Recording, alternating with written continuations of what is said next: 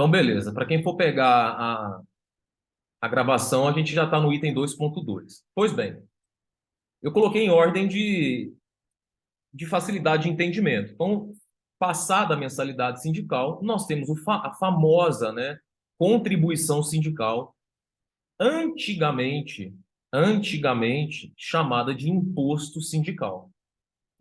Então, veja, pessoal, não se usa mais essa expressão imposto sindical. Não se usa mais. A gente vai usar apenas para fazer referência a algo histórico, né? Para a pessoa se situar naquilo que nós estamos falando. Então, todas as vezes que você falar em contribuição sindical, você tem uma espécie de contribuição sindical que era chamada de imposto sindical. E por que a gente não pode falar mais imposto? Porque imposto tem natureza tributária.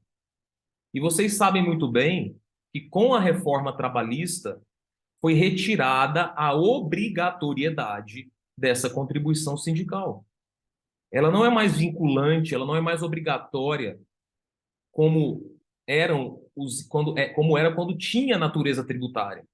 Quando tinha natureza tributária, tudo bem, você poderia chamar de imposto sindical ou até de tributo sindical.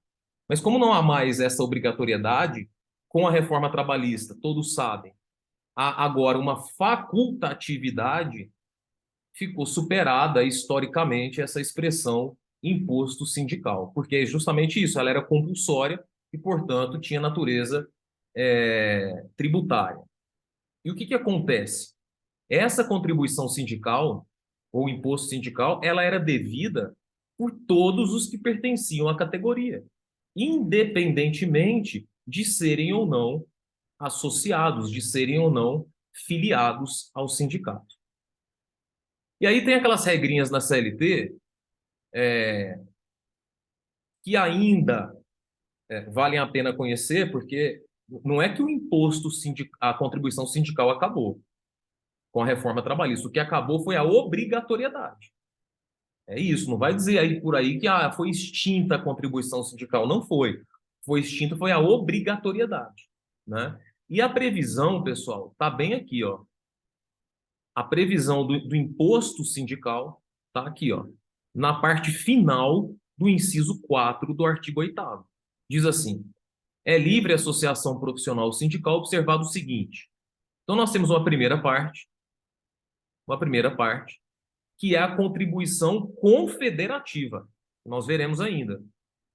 E diz assim: a Assembleia Geral fixará a contribuição que, em se tratando de categoria profissional, será descontada em folha para custeio do sistema confederativo. Então, aqui nós temos a contribuição confederativa na primeira parte. Aí vem o inciso 4 e diz assim no final: independentemente da contribuição prevista em lei. Essa contribuição prevista em lei é justamente o imposto sindical, que é a contribuição sindical. Agora, onde está na lei? Tá bom, tem uma contribuição que está prevista em lei. Qual lei é essa? Artigos 578 e 579 da CLT, que foram impactados pela reforma trabalhista. Então, também essa receita aqui não tem nada a ver com a decisão do STF mais recente, tá? Então, vamos lá, ó. O 578 com a redação dada pela reforma, né? Ó. As contribuições devidas aos sindicatos pelos participantes das categorias econômicas ou profissionais ou das profissões liberais representadas pelas referidas entidades serão, sob a denominação de contribuição sindical, pagas, recolhidas e aplicadas na forma estabelecida neste capítulo. Aí veja, desde que prévia e expressamente autorizadas. Isso aqui continua com essa decisão do STF. Porque a decisão do STF, essa última que teve, não trata de contribuição sindical. A gente vai ver do que ela trata já já. E aí, o que aconteceu quando entrou em vigor o artigo 578? E vamos ver o 579 aqui, ó.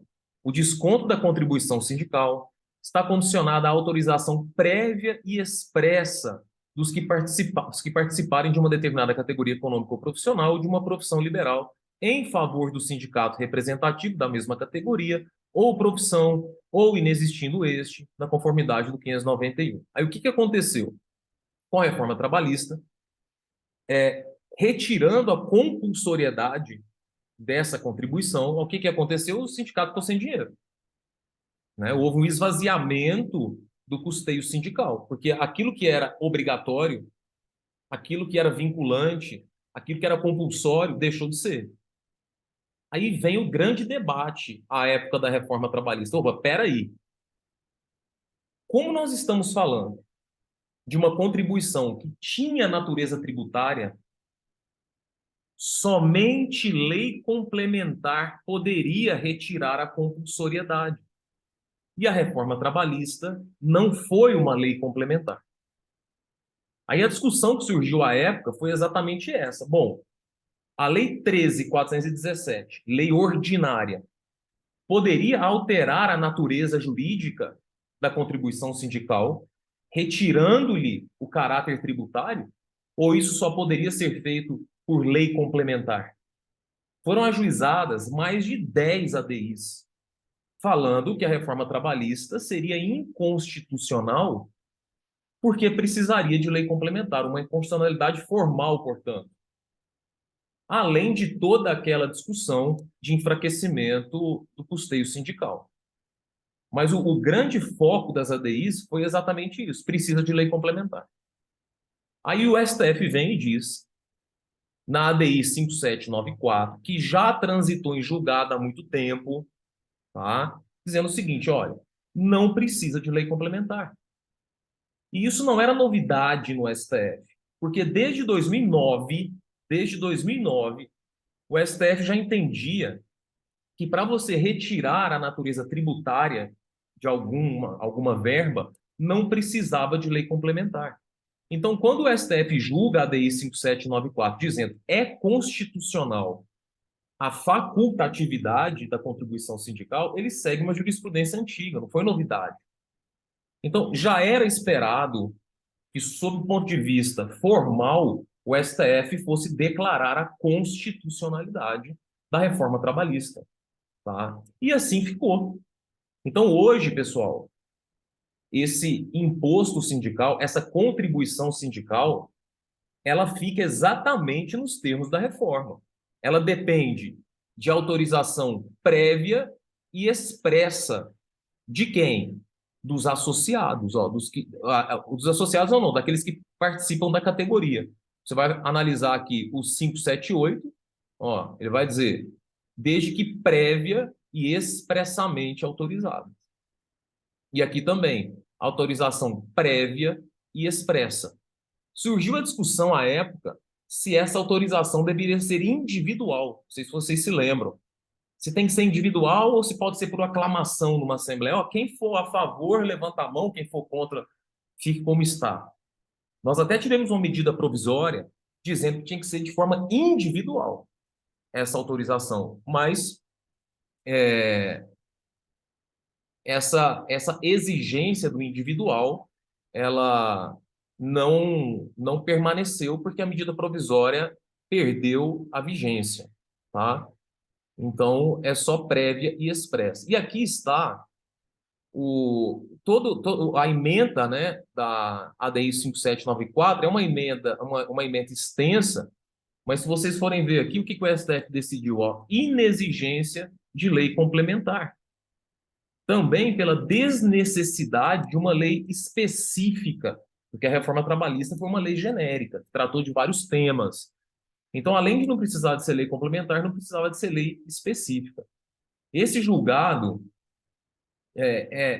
não é um julgado trabalhista, é uma questão tributária que foi discutida aqui. Tá? E ela foi julgada, aqui, é uma emenda extensa, foi julgada cita aqui uma jurisprudência da Suprema Corte Americana. Ele faz aqui, ó, a citação da contribuição confederativa, que é a primeira parte do inciso 4.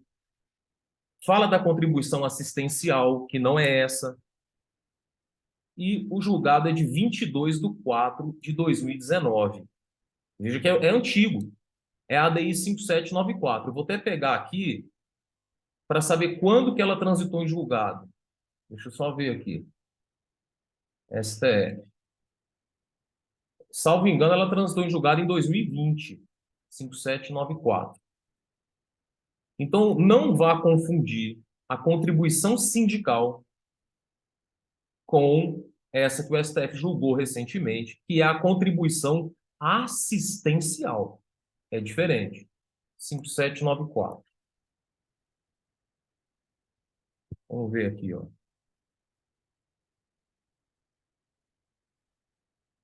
Ó, ela transitou em julgado em maio de 2020, tá?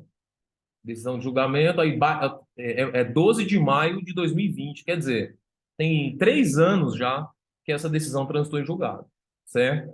Então, até agora nós vimos a mensalidade associativa. Lembra do clube, lembra do convênio com a farmácia, lembra dos benefícios que o associado pode ter. A mensalidade associativa só é devida pelos associados, tá? Então, não pode estender para todo mundo, porque é só aquele que frequenta o clube, que tem o desconto, e etc.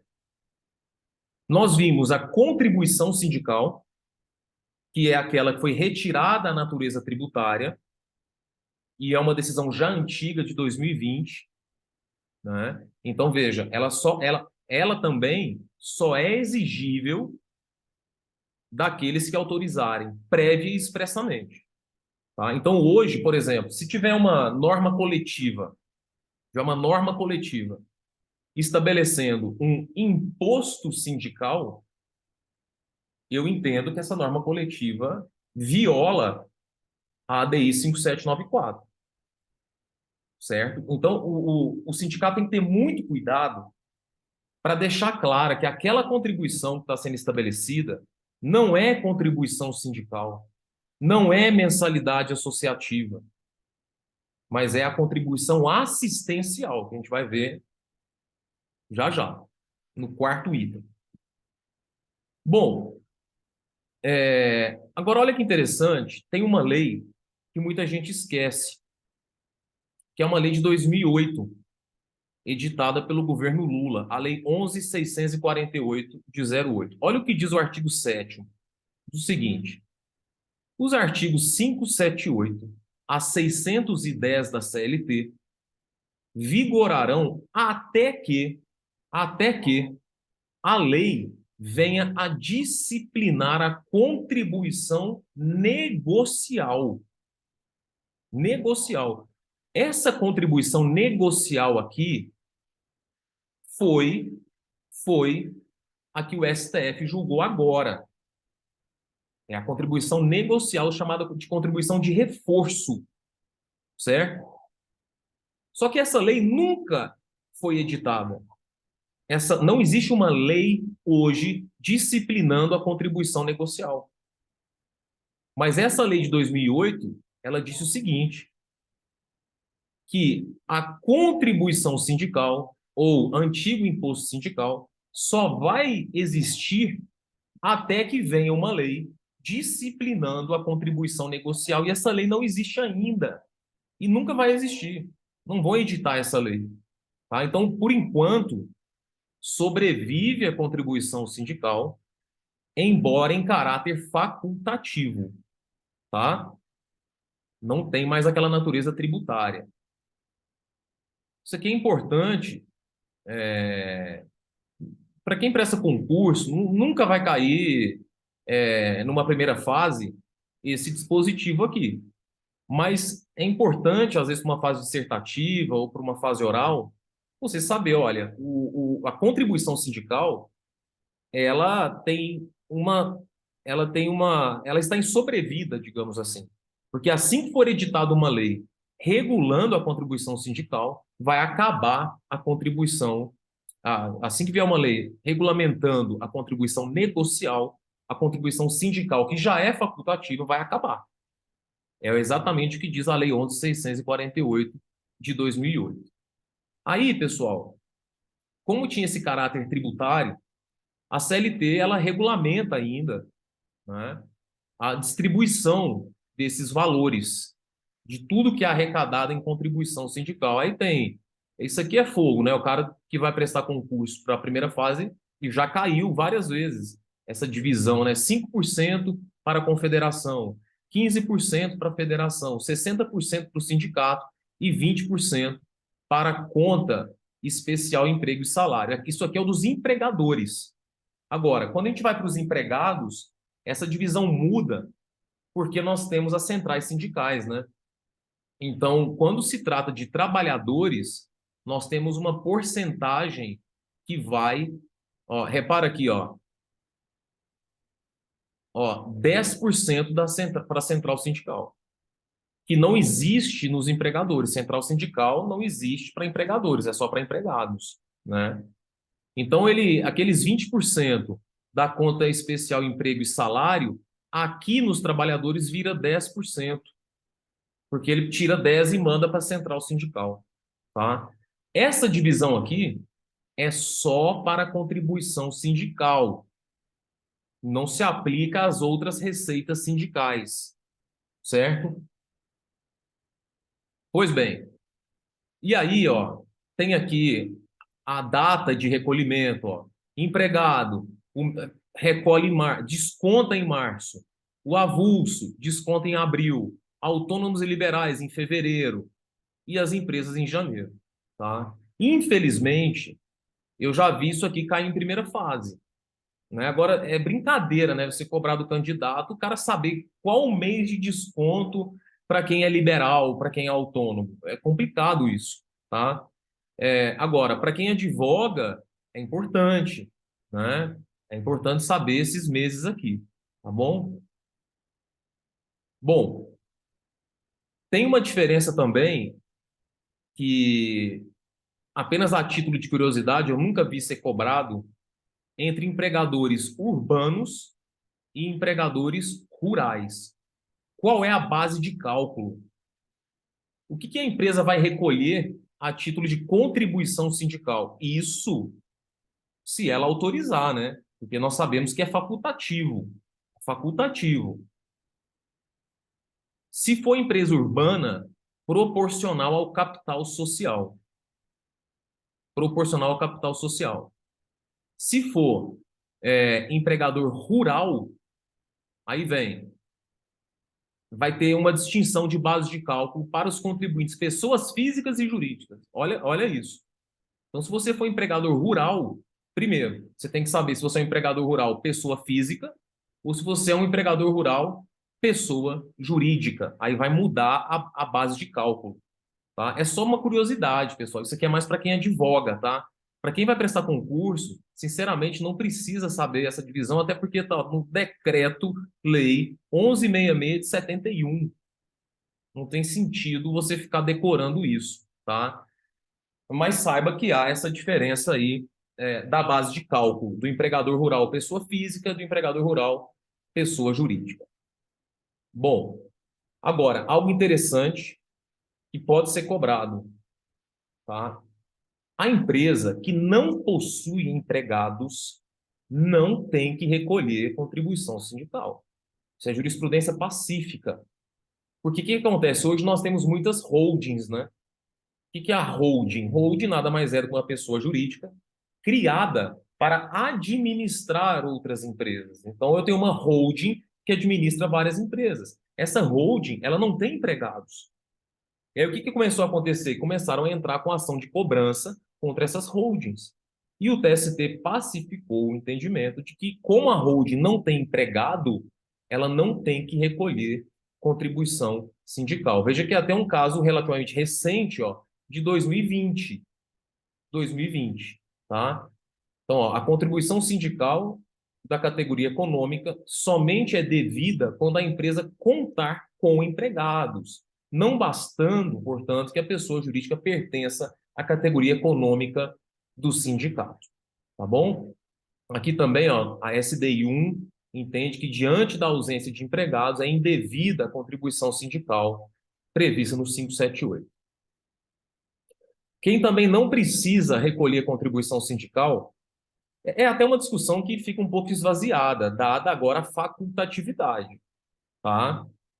Mas é importante vocês saberem que entidades sem fins lucrativos se enquadram na isenção do pagamento da contribuição sindical patronal, a 580, parágrafo 6º. Ok? Agora vamos lá. Essa é uma questão processual aqui. Imagine que o empregado autorize previamente e expressamente o desconto. O empregado foi lá e autorizou, como determina aqui a reforma trabalhista, né? Ó, cadê? Só voltando aqui no artigo, ó, prévio e expressamente autorizados. O que vai acontecer? Quem é responsável por realizar o desconto e repassar o dinheiro para a entidade sindical? É a empresa, né? É a empresa. Aí a pergunta que eu faço a vocês é: se o sindicato for ajuizar uma ação de cobrança, quem pode figurar no polo passivo? O empregado, a empresa ou os dois? Quando a gente tinha lá a contribuição sindical que tinha na natureza tributária, a gente tinha a teoria da substituição tributária. Agora que não tem natureza tributária, né? Mas, de qualquer sorte, é o empregador que recolhe. Eu acho que continua sendo a empresa, né? A tese da substituição tributária é muito boa para você defender a legitimidade da empresa para figurar no polo passivo, porque ela teria a obrigação tributária secundária, né? Quer dizer, ela retém e tem a obrigação de repassar. Em termos tributários, isso se chama, como o Ricardo bem colocou, a substituição tributária. Quer dizer, você não é o responsável primário, mas você é o responsável secundário. Natália, que entende tributária aí, se eu estiver usando as expressões erradas, me corrija, tá? Então, dava para defender com mais força essa tese da legitimidade das empresas. Agora, é, isso é controvertido, tá? Vejam só, posição do TST, uma das poucas decisões do TST sobre o tema, né? Não há dúvidas, pessoal, não há dúvidas de que os empregados podem figurar no polo passivo, porque afinal de contas é ele que está devendo, é ele que está devendo agora. É, vamos lá aqui, ó, contribuição sindical, legitimidade passiva. Categoria diferenciada, tal, tal, tal. A turma entendeu que os engenheiros que exercem funções próprias da profissão pertencem à categoria diferenciada. Concluiu assim pela legitimidade passiva para figurarem na relação processual alusiva ao pedido de cobrança de contribuição sindical formulado pelo Sindicato dos Engenheiros. Porque, Nesse Rafa, né? caso aqui, agora, só um minutinho, cara. Nesse caso aqui, nada falava, não falava se a empresa já tinha descontado e não repassado. Porque isso pode dar problema. Imagine que a empresa desconte e não repasse. E aí o sindicato vem a ajuização contra o empregado. Aí o que que o empregado tem que fazer em defesa? Opa, peraí, foi descontado, foi descontado. Aí o que que o sindicato vai, o que que o empregado teria que alegar nesse caso? A sua ilegitimidade, indicando a empresa no polo passivo, né? O CPC diz que quando você alegar ilegitimidade, você pode indicar a pessoa que você acha que é legítima, né? Ou, se na pior das hipóteses, o empregado for condenado, mesmo provando que tenha sido realizado o desconto, ele pode aí ajuizar uma ação contra a empresa, uma apropriação indébita, ou até realizar a denunciação, a lide, o chamamento ao processo, aí tem que ver qual o instituto de intervenção de terceiros que melhor caberia no caso. Mas a partir do momento que o empregado prova que pagou, eu já entendo que ele pode chamar a empresa para o polo passivo, até para o juiz determinar uma responsabilidade direta da empresa, tá? Mas não há dúvidas, o empregado tem legitimidade. Agora veja aqui, olha, o TRT da 12ª região. Porque a única decisão que tem no TST é essa, sobre essa legitimidade. Nos regionais tem uma coisa ou outra. O TRT da 12ª, ele entendeu que somente os empregados e não as empresas podem figurar como réus em processo de cobrança de contribuição sindical movidos por sindicatos, tá?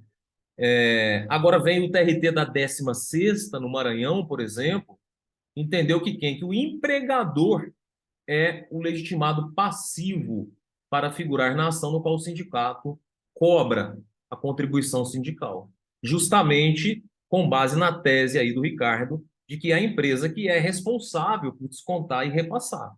Aqui, ó. Assim, se o empregador tem a obrigação legal de efetuar a dedução da contribuição sindical, antigamente obrigatória no salário dos empregados, e recolhê-la, certamente é o legitimado passivo. Decisão relativamente recente, de julho de 2020, ó, o empregador, tá?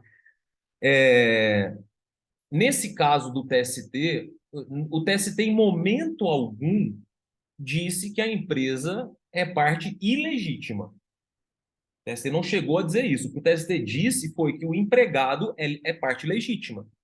Mas o TST não enfrentou, por exemplo, se a empresa poderia figurar no polo passivo junto com o empregado ou se poderia ser ajuizada somente contra a empresa. Tá?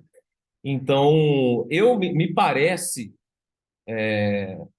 eu não tenho dúvidas de que o empregado pode sim figurar no polo passivo, mas também admito, entendo que a empresa tem a legitimidade com base na tese da substituição tributária. Está aqui no artigo 545, né, que é ela que é a responsável por efetuar o desconto e repassar. Tá? Você ia falar alguma coisa, Ricardo? E é porque, na verdade, a gente fica numa situação esdrúxula, né? Porque se o empregado se omite porque tem uma pegadinha, pelo que eu vi no acórdão, com efetivamente a ADI anterior. A ADI anterior fala desde que expressamente autorizado. Essa ADI agora diz que desde que dada oportunidade de oposição. Então, mas vamos lá. A ADI, que você falou em primeiro lugar, a ADI do STF, que você falou em primeiro lugar, ela apenas julgou a questão da lei complementar, se precisa de lei complementar ou não. Mas a mudança no termo da CLT, ela ela retira o direito de se opor e ela põe o direito de autorização, ou seja, eu não preciso me opor, eu simplesmente, nada falando, eu não autorizei. Mas você está se referindo a qual receita? Eu estou a contribuição confederativa, por Não, exemplo, para a gente ver a legitimidade. Aí vai o empregador, desconta essa contribuição confederativa e o empregado entra com uma ação pedindo a devolução do valor que lhe foi descontado. então, aí o que que o empregador vai ter que ver? Qual receita sindical era?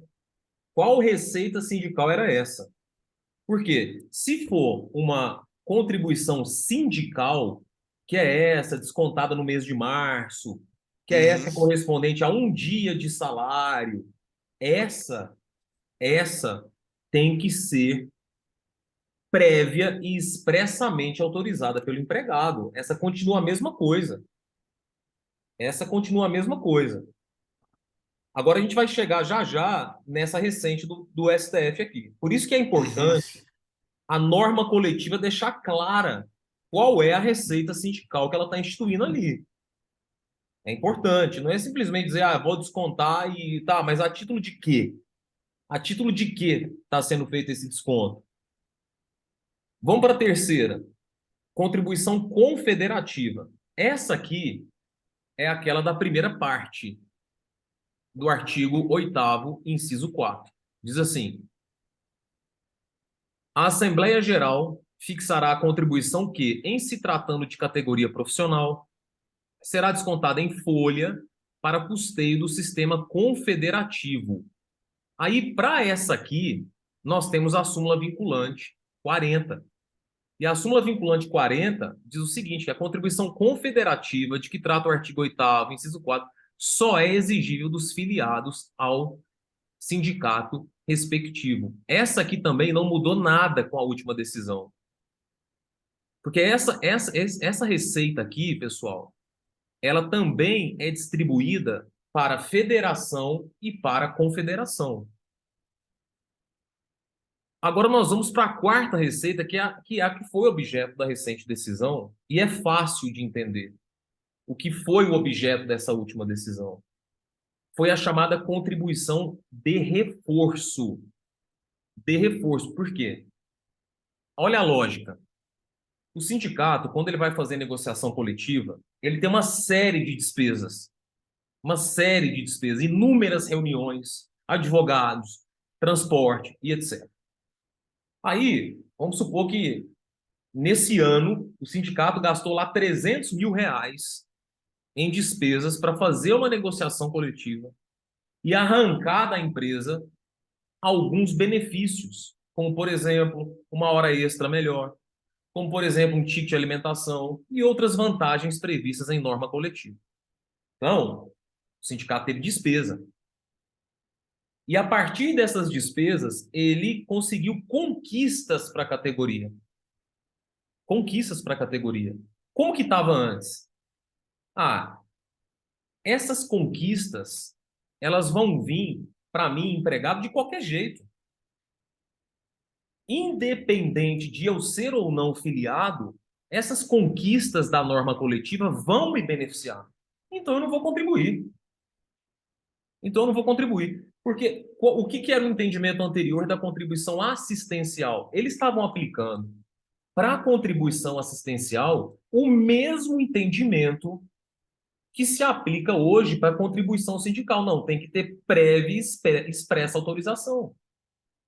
Aí você, como empregado, se coloca no lugar do empregado. Ah, eu vou ter as vantagens, então eu não vou autorizar. Eu não quero desconto. Já que é aí que surge aquela figura que a gente já comentou em outras aulas do caroneiro, que é aquele que se beneficia das conquistas e não ajuda em nada o sindicato. É claro que isso fere o princípio da isonomia. Quer dizer, e vamos pegar aqui, o Ricardo contribui com a contribuição assistencial, ele vai lá e fala, não, olha, eu vou contribuir aqui por mês com R$ 100, que é uma contribuição para repor os gastos do sindicato, porque ele conquistou direitos para mim. Então, eu vou pagar R$ 100 para eu gozar desses direitos da norma coletiva. Aí você tem no outro lado o Lucas, que também é da mesma categoria, que vai se beneficiar, e o Lucas diz, não, eu não vou pagar nada. E vou também gozar dos benefícios. Então, há uma clara quebra da isonomia. E aí, o que o STF, então, vem e decide agora? Olha, ele traça todo aquele histórico de esvaziamento das receitas sindicais e tudo, e vem e diz, essa contribuição assistencial, que tem vários nomes aqui, ó, contribuição de revigoramento, de fortalecimento, de negociação coletiva, contribuição negocial. Por que negocial? Porque é para repor os gastos da negociação coletiva, ou, olha que interessante o nome, cota de solidariedade. Bom, eu vou ser solidário. Se eu quero gozar dos benefícios, vou ser solidário com os meus colegas de profissão e com o próprio sindicato. Então, o que o STF fez agora, pessoal, diz respeito à contribuição assistencial. É isso que tem que ficar claro. Então, para você entender essa última decisão do STF, a primeira coisa que você tem que perceber é que existem quatro grandes espécies de receitas sindicais. E a que foi objeto de decisão é a contribuição assistencial. É isso. Não foi a contribuição sindical, não foi a contribuição confederativa e não foi a mensalidade sindical ou associativa, foi a contribuição assistencial ou de reforço. Tá? Então, ela consiste na compensação pecuniária devida como retribuição dos resultados favoráveis obtidos nas negociações geradoras de convenções e acordos ou em dissídios. Tá? Aí eu atualizei o material e coloquei. Essa contribuição, ela depende de aprovação em assembleia? Sim, ela depende de aprovação em assembleia. Ela pode ser imposta aos associados e aos não associados. Agora, quanto aos não associados, o STF deixou expresso que precisa de previsão expressa na norma coletiva do direito de oposição, sob pena de quê? De nulidade da cláusula. Nulidade da cláusula, tá? Foi um avanço? Foi. Foi um avanço.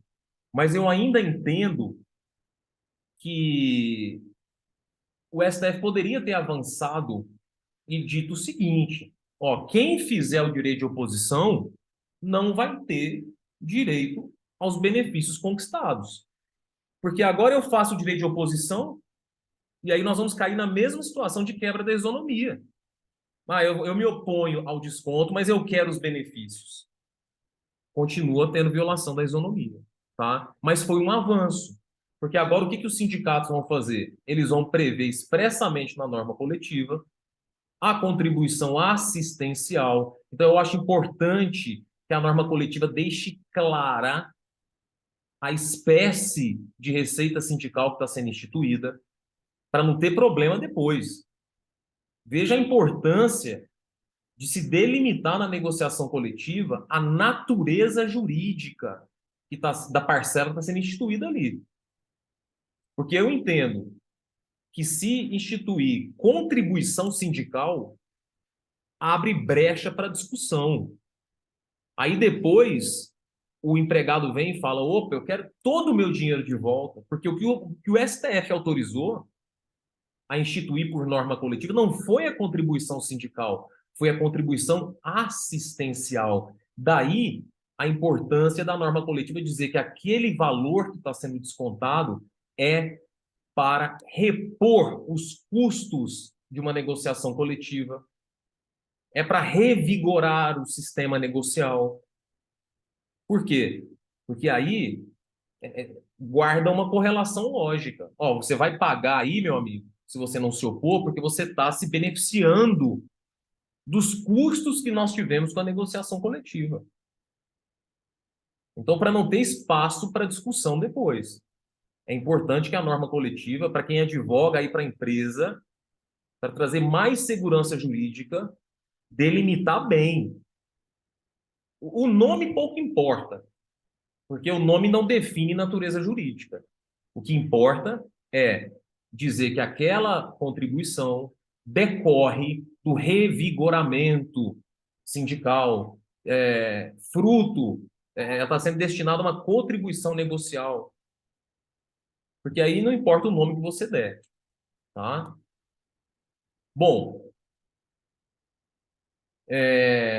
e aqui é o fundamento, né, da contribuição negocial, de revigoramento. Tá aqui, ó, são prerrogativas dos sindicatos impor contribuições a todos aqueles que participam das categorias econômicas ou profissionais ou das profissões liberais representadas. Pois bem, qual é a consequência disso na súmula vinculante 40, no precedente normativo 119 e na OJ 17? Porque todas elas aqui, a súmula vinculante 40, o precedente normativo 119 e a OJ 17, todas elas diziam que precisava da autorização do empregado. Todas elas diziam isso. Então, o que você vai ter que entender? Agora a gente vai ter que passar a fazer uma interpretação da súmula vinculante 40, do precedente normativo 119 e da OJ 17. Você pode dizer assim: ah, está superada a súmula vinculante 40? Não. Por que não? Porque a súmula vinculante 40, ela diz respeito à contribuição confederativa. Então, a súmula vinculante 40 não está superada. Vamos para o precedente normativo 119. Ó, contribuições sindicais. Inobservância de preceitos constitucionais. Ele vem e diz: a Constituição, tal, assegura o direito de livre associação e sindicalização. É ofensiva a essa modalidade de liberdade cláusula constante de acordo, convenção ou sentença normativa estabelecendo contribuição em favor de entidade sindical a título de. Olha que ele faz aqui a especificação. Custeio do sistema confederativo. Nesse ponto, o precedente normativo continua intacto. Assistencial. Revigoramento ou fortalecimento. Aqui, pessoal, o precedente está superado. Aqui o precedente, nessa parte específica, o precedente fica superado, porque agora o STF falou, não, se for contribuição de revigoramento, de fortalecimento, pode colocar, resguardado o direito de oposição, né? Então, a súmula vinculante permanece intacta, o precedente normativo está parcialmente superado e a OJ 17, ó, vamos ver o que ela diz. As cláusulas coletivas que estabeleçam contribuição em favor da entidade sindical a qualquer título, obrigando trabalhadores não sindicalizados, violam a liberdade sindical, está errado agora. Não é a qualquer título, porque quando ele fala qualquer título, ele está englobando todas as receitas sindicais. Então, esse trecho aqui fica superado. Por quê?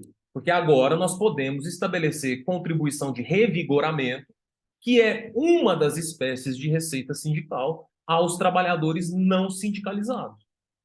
Então, de certo modo, a OJ 17, quando ela coloca a qualquer título, ela fica superada também. Certo? Bom, e aqui eu coloquei, então, o tema 935, que foi o tema julgado agora. Né? Então tá aí, ó, tema 935, que não tem, repito, não tem nada a ver com a ADI, que falava que não precisava de lei complementar para a contribuição sindical. Então, veja, aquela ADI de 2020 era sobre contribuição sindical. Aqui nós estamos falando de um recurso extraordinário, já não é ADI, já não é ADI, é um recurso extraordinário que discute a contribuição assistencial, que nada mais é do que a contribuição de revigoramento, de reforço, ok? Gilmar Mendes, ARI, ou agravo em recurso extraordinário, 1.018.459, tá? Aí vem a tese que foi firmada inicialmente. Ó, é inconstitucional a instituição por acordo, convenção coletiva ou sentença normativa de contribuições que se imponham compulsoriamente a empregados da categoria não sindicalizada. Aí nós tivemos os EDs, né? E o ministro Barroso apresentou um voto que foi seguido pelo Gilmar Mendes, dando então caráter infringente aos embargos de declaração, e a tese ficou assim, ó: é constitucional a instituição por acordo ou convenções coletivos. Olha aqui como ele deixa claro, de contribuições assistenciais. Pessoal, o que é uma contribuição assistencial? É para dar assistência, é para ajudar a entidade sindical na negociação coletiva. Então, cuidado, não é toda e qualquer receita sindical que está abrangida por essa tese, não. É só a última que nós vimos, a serem impostas a todos os empregados da categoria, ainda que não sindicalizados, desde que assegurado o direito de oposição, tá? Então aí foi isso. O fundamento é o artigo 513 da CLT, tá? Agora, não tem como você... Eu chamo muita atenção para essa palavrinha aqui na tese, ó, que ele especifica a espécie de receita sindical que ele está tratando, né? Então, por isso que eu falo, tome cuidado, não é toda e qualquer receita sindical que pode sair sendo instituída por aí, não. Com base nessa tese aqui. É só de reforço, de revigoramento. Ok? Beleza. Alguma dúvida aí nas espécies de receita sindical? Eu acho que ficou claro, né? Ficou tranquilo. Agora, tem alguns pontos polêmicos aqui que eu coloquei que tem caráter histórico, mais histórico. Por exemplo, antigamente, quando a contribuição sindical tinha caráter tributário e, portanto, compulsório, o STF admitia que o Tribunal de Contas fiscalizasse a aplicação dessas verbas. Então, antigamente, o Tribunal de Contas fiscalizava apenas a aplicação da contribuição sindical. Mas depois que perdeu o caráter compulsório, essa discussão se esvaziou. Então, inclusive, essa pergunta foi feita na prova oral do TRT da 22ª Região. O Estevão Malê perguntou: olha, o Tribunal de Contas pode fiscalizar de que forma está sendo aplicada a contribuição sindical? À época, sim. À época, sim. Hoje não mais, porque não tem mais caráter tributário, não tem mais caráter compulsório, tá? E também à época, olha, o STF, no mandado de segurança 28465, também entendeu que sim, justamente porque tinha o caráter tributário. Então, essa discussão, se te perguntarem hoje, o Tribunal de Contas pode? Você vai dizer que não, porque não tem mais o caráter tributário. Você pode dizer que antigamente o STF entendia que sim, em razão da natureza tributária, tá? Bom, competência. Em se tratando de servidores públicos, pessoal, ação de cobrança de contribuição sindical de servidor público. A competência é da justiça comum, tá? É a rácio daquela ADI 3395, tá? Aí também tivemos aqui, ó, o recurso extraordinário 1.089.282, decidindo isso, ó. Deixa eu ver se tem aqui, ó. Compete à Justiça Comum processar e julgar as demandas em que se discute o recolhimento e o repasse de contribuição sindical de servidores públicos regidos pelo regime estatutário. É uma tese vinculante, de repercussão geral também, de 4 de dezembro de 2020, e a SDI vem seguindo o entendimento, obviamente. Tá? Tem também a súmula 222 do STJ, no mesmo sentido. Compete à Justiça Comum processar e julgar as ações relativas à contribuição sindical prevista no 578, em relação aos servidores públicos estatutários. Tá? Uma outra pergunta: a contribuição sindical obrigatória era devida pelos servidores públicos estatutários? Essa pergunta hoje perdeu o objeto, né? Porque ela é facultativa.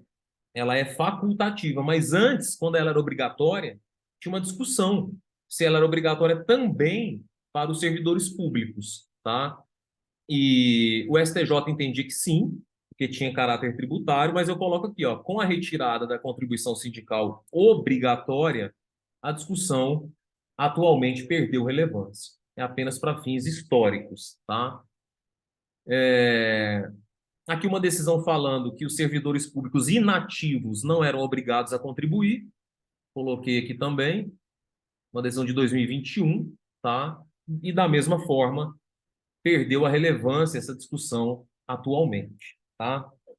Bom, esse item aqui, pessoal, é para explicar, é mais para explicar a natureza, a desnecessidade de lei complementar.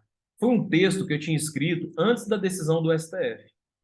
E eu já defendia que não precisava de lei complementar.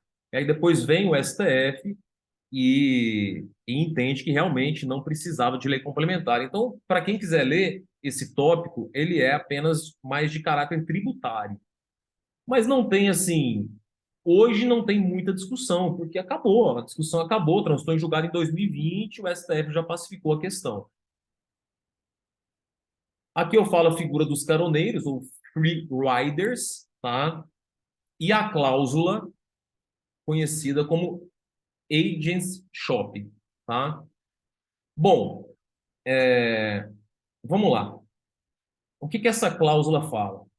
Agents Shop, né? Ela fala o seguinte, olha, só vai ter direito às conquistas da categoria aqueles que contribuírem.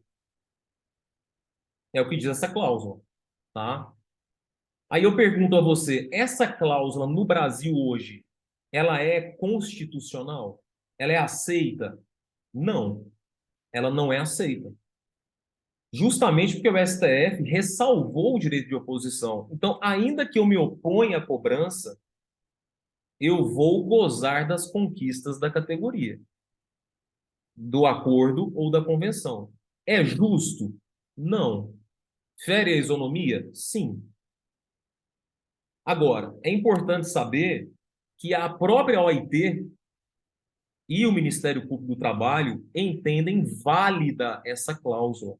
E eu concordo com a OIT, justamente para prestigiar o princípio da isonomia, né? Então, o que que fala essa cláusula, né? É aquela por meio da qual se permite a cobrança de contribuições aos não filiados, desde que tenham sido abrangidos é, pela negociação. Mas, dito de outro modo, é isso: você não vai gozar dos benefícios se você não contribuiu, né? A cobrança do não associado abrangido pela negociação não viola a liberdade sindical negativa. Então, hoje, de certo modo, com essa decisão do STF, ele, digamos que admitiu em parte essa cláusula agents shop, né? Então, quer dizer, é possível a cobrança de não filiados? É possível, até que ele se oponha, até que ele se oponha. Por isso que eu digo que o STF chancelou em parte essa cláusula agents shop, tá? Tem também uma nota técnica do Ministério do Trabalho, do MPT, ó, nota técnica número 2. Desde 2018, o MPT defendendo que era possível a cobrança dos não sindicalizados. Aqui, ó. A restrição da contribuição assistencial, diz o MPT. Não, aqui foi uma, desculpa, foi uma citação dentro da nota técnica de Arnaldo Susequinde, e que eu concordo. A nota técnica do MPT, então, cita a doutrina de Arnaldo Susequinde para dizer o seguinte, que, em relação ao precedente normativo 119, a restrição da contribuição assistencial aos não associados pode resultar em desestímulo à sindicalização. E, de fato, né? Ah, eu estou gozando dos benefícios, para que que eu vou me associar? Para que que eu vou contribuir? Já que o trabalhador saberá que, filiado ou não, ele gozará do êxito decorrente da luta do sindicato, né? Então, eu concordo, né, aqui com o Arnaldo Susequinde. Quem sou eu, né, Ricardo, para discordar de Susequinde? Mas ele está certo. Ele está certo por conta dessa questão da isonomia, tá? Beleza. Agora, vamos lá. Tem algumas orientações da Conales e algumas delas são muito importantes para empresas. O que a empresa vai poder fazer ou não daqui para frente, para não configurar conduta antissindical, tá? Bom, vamos começar aqui pela orientação número 1. A gente vai até umas 9 aqui, eu acho que dá. Ó, afronta a liberdade sindical o financiamento patronal do sindicato profissional. Ok. É claro, pessoal, porque senão você coloca o sindicato profissional dependente economicamente do empregador ou da empresa. Então, a empresa não pode financiar sindicato de categoria profissional, tá? Mas tem um caso específico que o TST já admitiu, o TST já admitiu e o próprio MPT admite, que é o seguinte: a empresa repassa um valor para o sindicato dos empregados, só que esse valor que ela está repassando para o sindicato dos empregados não é para o sindicato, é para que o sindicato aplique em benefício do trabalhador, com vantagens para o trabalhador.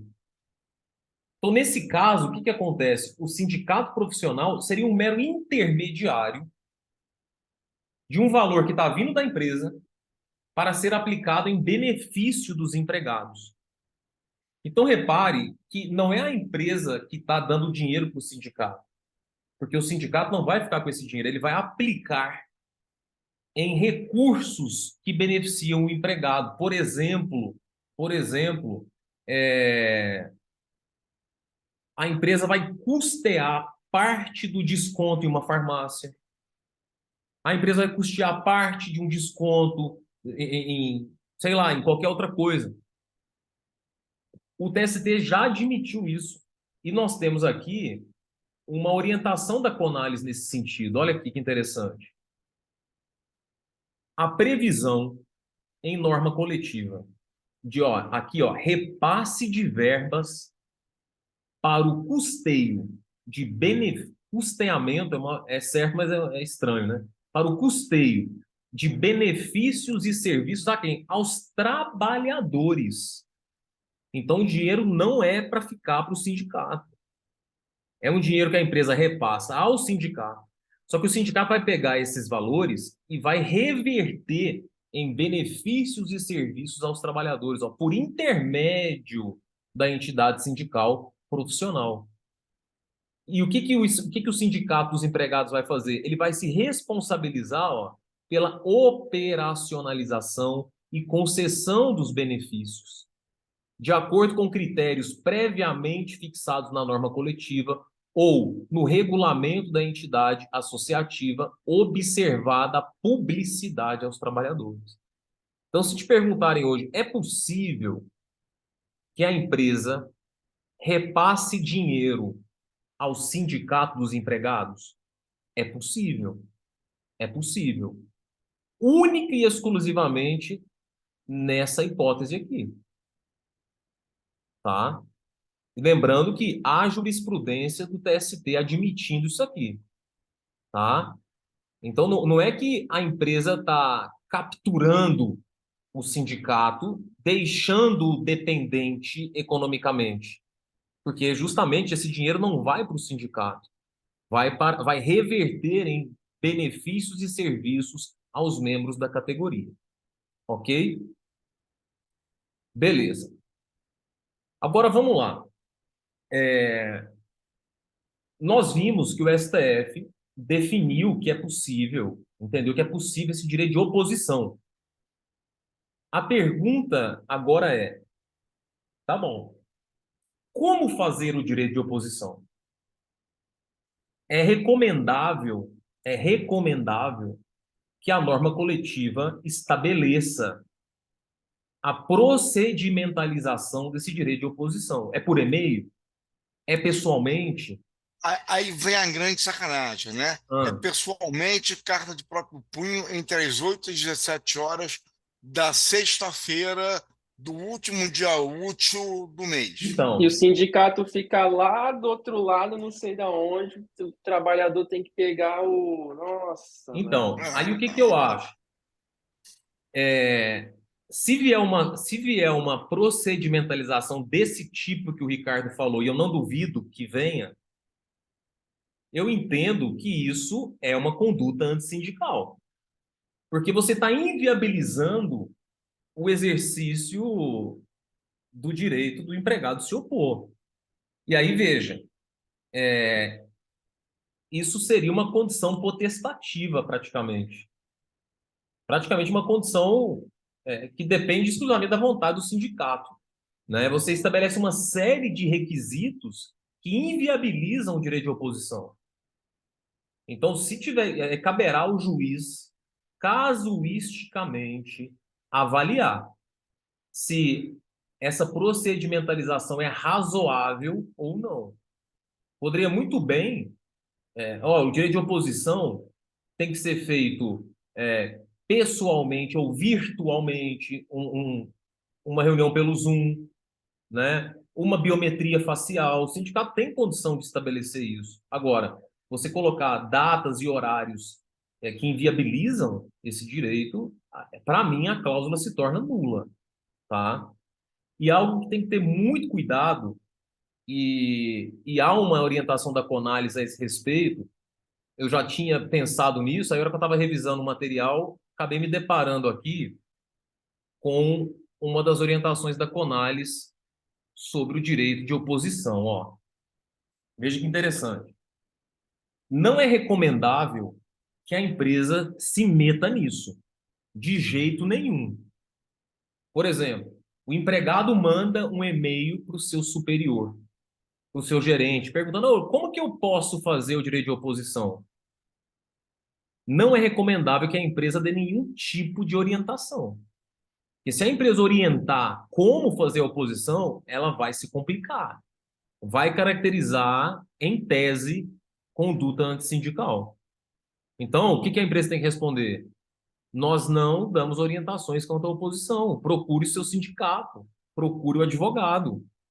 Então, veja, o ato ou fato de um empregador ou de terceiro de, coagir, estimular, olha que é o auxiliar, auxiliar, que às vezes a empresa vai querer ajudar e vai se danar. Nem auxiliar pode. Ou induzir o trabalhador a se opor ou resistir ao desconto de contribuições sindicais legais, normativas ou negociadas ou de qualquer outra espécie, constitui, em tese, ato ou conduta antissindical. Tá? Então, muito cuidado para quem advoga para a empresa. Dê esse alerta. Olha, o empregado tem o direito de oposição e recomenda-se que a empresa não dê nenhum tipo de auxílio nesse sentido. Porque aí chega o empregado lá no sindicato e vai falar assim: não, o meu gerente me orientou a vir aqui, e às vezes até com o e-mail da empresa, né? Então, cuidado. Em termos práticos, isso é muito perigoso, tá? Tive um caso assim agora há pouco aqui no escritório. É, um- uma empresa nos procurou aqui porque ela forneceu um modelo de carta de oposição. Meu Deus do céu. Olha E aí o aí. Ministério Público abriu um procedimento e, A enfim, empresa forneceu um modelo de carta de oposição. De maneira alguma isso pode ser feito. aí agora está respondendo lá um procedimento lá administrativo, um inquérito, né? Estão investigando e Sim. estão notificados agora. E aí, quer dizer, ela já, de certo modo, ao fornecer um modelo, além de auxiliar, ela está induzindo, está estimulando o trabalhador a se opor, né?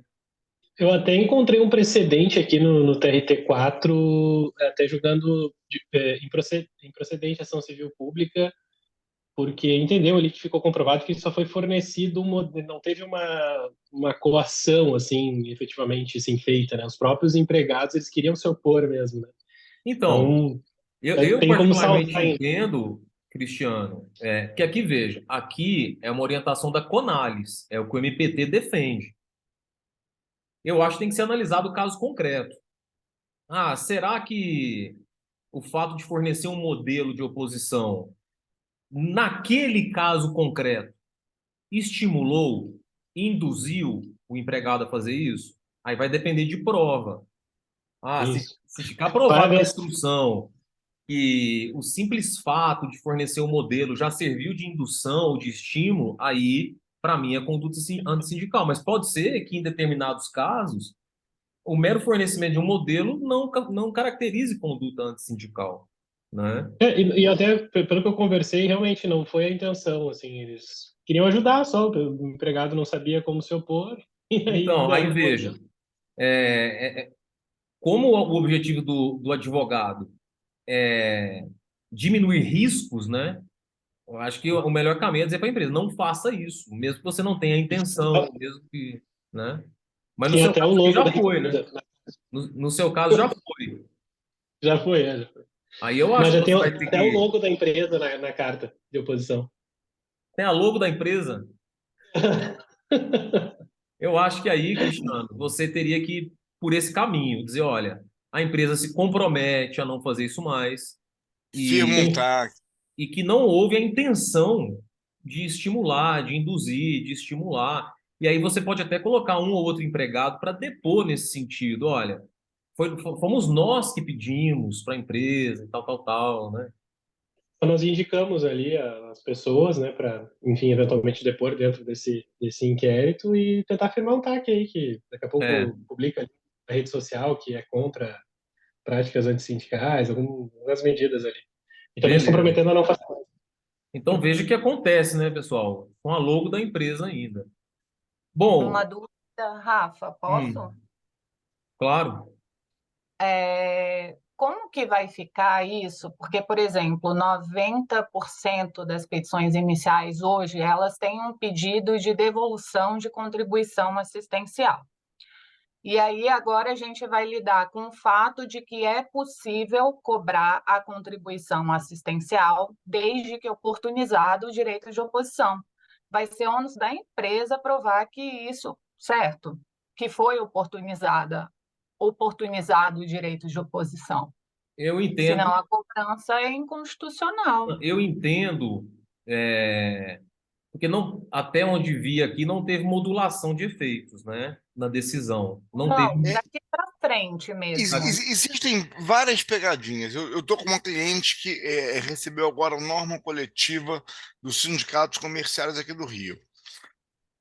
A norma ela tem vigência de março desse ano até março daqui a 2 anos. Aí eu fui ver no mediador. Está aguardando o arquivamento ainda. Beleza. Como os empregados dessa empresa vão ficar sabendo quando eles vão ter o prazo e qual prazo para se opor? A partir de que data? Então, mas essa norma coletiva que está aguardando arquivamento, ela já tem vigência e eficácia, viu?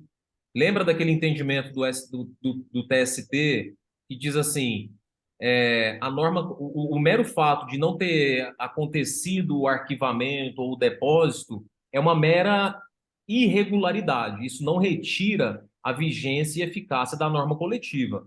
Então, como que o empregado vai poder ficar sabendo disso? Ele vai ter que procurar o sindicato e ter acesso à norma coletiva, ainda que não arquivada. Mas, Rafa, 90% dos empregados brasileiros não têm noção nem de que é sindicato. Não, não tem. Não tem. Entendeu? Mas veja, o que eu quero te dizer é o fato de não ter sido arquivado não significa que o empregado já não possa exercer o direito de oposição. E a Não, gente, perfeito, mas nos ouvidos dele não chegou essa informação, nem da empresa. Às vezes o contador comeu é, bola. E aí? e não pode a empresa ficar propalando isso, né? Olha, você tem o direito de oposição, você tem o direito de oposição, né? Agora, quanto à questão da Mariana é a seguinte, o que eu entendo? Nas ações desse julgamento em diante, vamos supor que o empregado entre pedindo a, a devolução dos valores, né? O que ele vai dizer para pedir essa devolução de valores? O que o juiz vai ter que analisar? Se foi facultado o direito de oposição. É uma prova documental. É uma prova documental. Eu acho que o ônus aí não é da empresa, não é do empregador demonstrar. Não sei se foi isso que você falou, que cabe ao empregador demonstrar que foi facultado o direito de oposição? Mas veja, se o empregado pede a devolução do desconto porque não lhe foi oportunizado o direito de oposição, ele não vai fazer essa prova, ele não vai juntar um documento para dizer, olha, Então, foi mas oportunizado, aí mas eu vem a não fiz empresa, mesmo assim. e junta a norma coletiva. Aí está expresso na norma coletiva o direito de oposição. Está provado que o direito de oposição, Só a mera previsão na norma seria o suficiente, para então. mim, seria o suficiente. Seria o suficiente. Agora, você vai ter que analisar aqueles casos como o Ricardo colocou. Se foi estabelecido um procedimento muito dificultoso para o direito de oposição, aí você vai declarar a nulidade incidental da cláusula e mandar devolver os valores, né? Agora, nas ações já ajuizadas, Nas ações já ajuizadas, que estão em curso, aí tem que devolver os valores, porque tempus regit actum, né? Então, à época, não poderia fazer o desconto, então tem que devolver os valores nas ações já ajuizadas, antes desse entendimento. Aí, para mim, O julgamento não estava finalizado, né? Eu não me sentia vinculada nesse caso. Eu até tenho um texto que eu já aplicava esse entendimento que o STF está aplicando agora. então, mas não estava finalizado, mas a tese vinculante vincula a partir do julgamento, e E não do foi trânsito em julgado. anterior a tese foi anterior à reforma trabalhista. Então, a partir quando eu pego o recorte da reforma trabalhista, aí eu tenho Você está o dizendo entendimento de que que não estaria vinculado. você está Mas dizendo que essa tese aqui, ela é anterior à reforma, essa tese inicial? a tese inicial é anterior à reforma, não Vixe, é? O pessoal que está tem estudando para certeza? Que concurso agora aí. eu não estou lembrado. Não, o pessoal que está estudando para concurso está com a cabeça mais afiada que a minha, Não, né? agora eu Pelo que vou eu ver me se é anterior à lembro. reforma ou não. Lucas, me ajuda aí, Lucas. Espera aí. Bruno, faz favor, gente. Tema Não, 9. eu de concurso aí tô fora. Pergunta de prova oral, ô, Cristiano. A tese é antes ou depois da reforma? Só que eu não lembro também. Deixa eu ver de quando é a tese, rapidinho.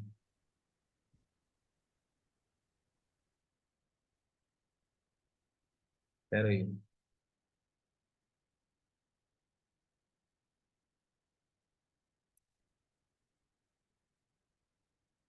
Hum,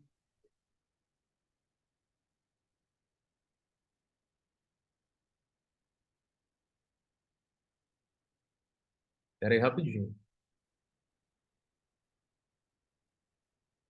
Cadê essa tese, gente?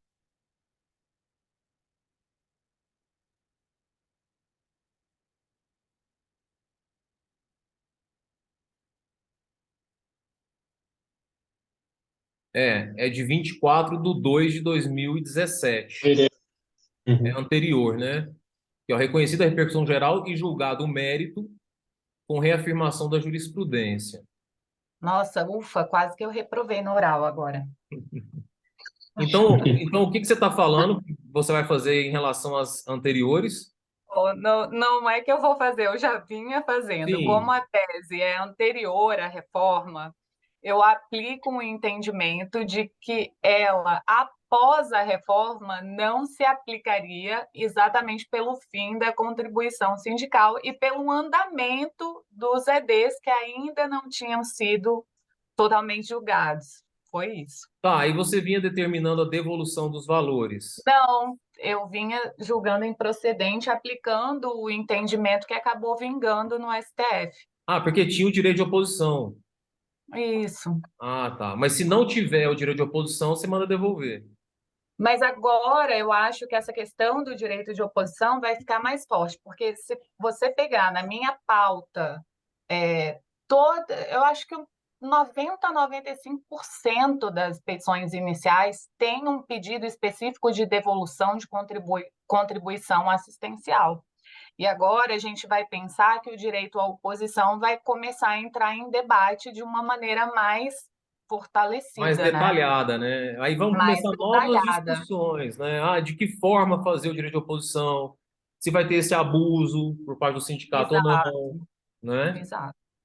Dá para escrever um artigo, né? Do direito de oposição, procedimentalização, abuso de direito, Publicidade do início, publicidade da publicidade, norma, entendeu? exatamente. Vai ter uma série de questões que vão ter que ser debatidas e que esses dias eu passei indo para o trabalho pelo Sindicato das Empresas de Construção Civil. Rafa, a fila estava dando volta no quarteirão. Será que é para fazer o direito de oposição? É exatamente isso, É complicado. entendeu? Isso era de manhã cedo, tá? Imagina os atrasados. É. Mas aí vamos ficar atento aí à jurisprudência, né? E se eu ver qualquer novidade, a gente vai falando nas aulas. Pessoal, E a modulação, Rafa? não tem modulação Então, até agora. vale para trás. O sindicato pode me cobrar as contribuições associativas de todas as normas coletivas até agora. Não, antes não podia. Então, a cobrança até a data de julgamento dessa questão do STF aí não poderia, tinha que ser associado ou previamente autorizado. Mas o acórdão modulou? Não vi modulação. Então está em aberto isso. A modulação está em aberto, mas veja, enquanto a modulação está em aberto, como é um recurso extraordinário e não uma ADI, em tese ele vale daqui para frente. Ele vale daqui para Entendi. frente. Então, como que ficam as cobranças e os descontos que foram realizados anteriormente? Aí, pela regra que era a anterior, só era válido o desconto desde que o empregado tenha autorizado prévia e expressamente, ou se ele fosse associado. Caso contrário, a cobrança e desconto era indevido.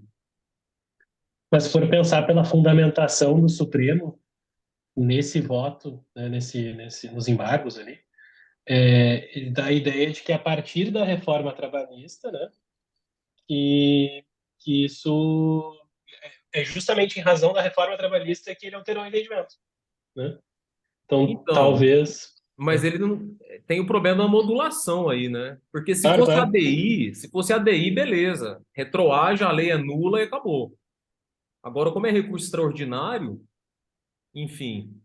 E outra coisa, com o julgamento do recurso extraordinário, vai começar a chover rescisória também, quando novo entendimento, né? Eu vou dar uma lida com mais calma nos demais votos, sem ser o do Gilmar Mendes, para ver se tem alguma. Está falando alguma coisa. No do Gilmar Mendes, ele não fala nada sobre a partir de quando vale isso. Eu vou até conversar com um amigo meu, que é advogado de sindicato, aliás, de uma federação, para saber o que eles vão. É claro, eles vão defender que a cobrança era válida, mas eu quero saber o que eles estão pensando em relação a isso. Como que eles vão se defender em relação às cobranças anteriores, né? Para mim, tem que devolver, por questão de segurança jurídica. Por questão de segurança jurídica. Porque você muda a jurisprudência do dia para a noite, e agora você quer que esse novo entendimento retroaja para validar descontos que antes eram nulos, isso fere a segurança jurídica. Entendeu? Bom, pessoal, então é isso. É 1h30 aí certinho. E, acho que a gente pode fazer os encontros toda segunda, né? A partir de Eu agora. acho um excelente horário, Rafa. Tá bom. Então, segunda-feira, às 19h30. E aí voltamos com os materiais semanais, tá? Eu mando Beleza, lá no Rafa. WhatsApp. Bom te ver, irmão. Conta com a gente aí, valeu? Valeu, Lucas. Eu vou te adicionar no grupo, tá? Agora. Valeu. Abraço, Bruno. E o neném, como tá? Nossa, gente, foi ótimo. Tudo certo, tudo Até certo. mais, boa noite. Tchau. Valeu, gente. Abraço. Tchau, tchau. Tchau. Boa noite. Valeu, valeu.